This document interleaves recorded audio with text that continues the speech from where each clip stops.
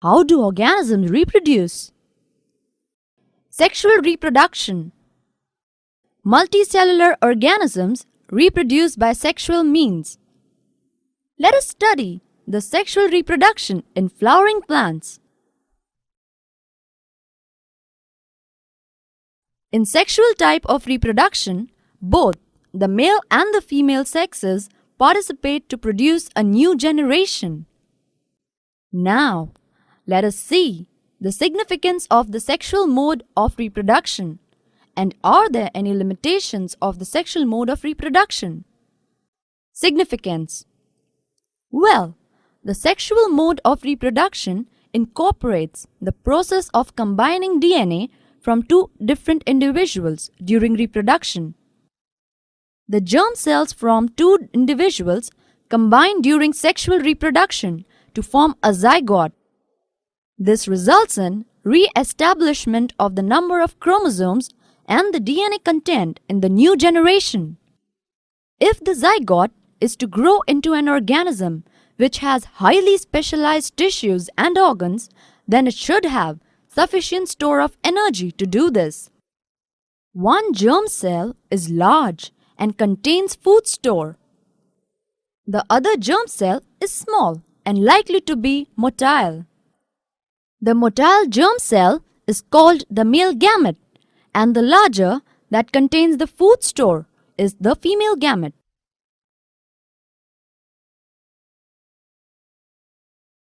Reproductive parts of the flowering plants. The reproductive parts of the flowering plants are located in the flower. The different parts of the flower are sepals, petals, stamens, and carpels. The stamens and the carpels are the reproductive parts of a flower which contains the germ cell. The flower can either be unisexual like papaya or watermelon, where it contains either the stamens or carpels, or can be bisexual like hibiscus and mustard. The bisexual flower contains both the stamens and the carpels. The stamens are the male reproductive part and the carpels are the female reproductive part. Stamens produce the pollen grains, usually seen as the yellowish powder that often sticks to our hand when we touch the stamens of the flower. Carpel is present in the center of a flower and is the female reproductive part. It is made up of three parts. The swollen part at the bottom, called the ovary. Middle elongated part, called the style. The terminal part, which may be sticky, called the stigma. The ovary contains the ovules, and each ovule contains an egg cell. The male germ cell, produced by the pollen grains, fuses with the female gamete present in the ovule. This fusion of germ cells or fertilization gives us the zygote, which is capable of growing into a new plant. Thus, the pollen grains need to be transferred from the stamens to the stigma. If the transfer of the pollen grains takes place in the same flower, it is called as self-pollination.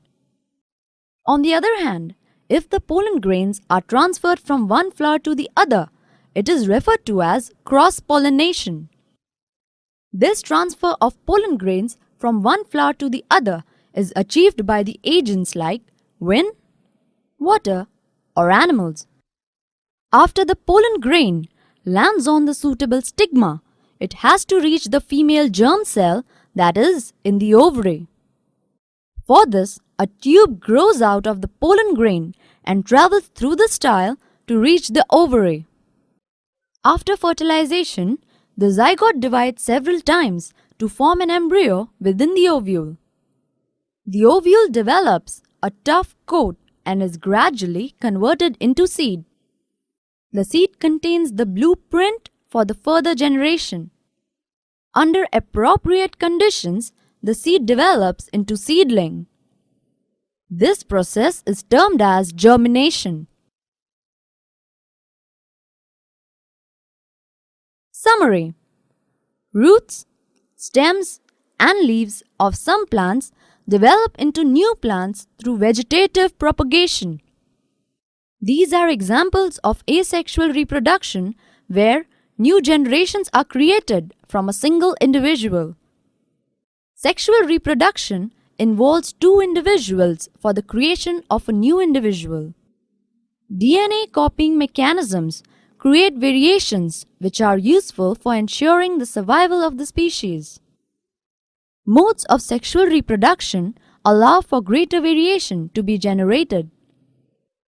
Reproduction in flowering plants involves transfer of pollen grains from the anther to the stigma, which is referred to as pollination. This is followed by fertilization.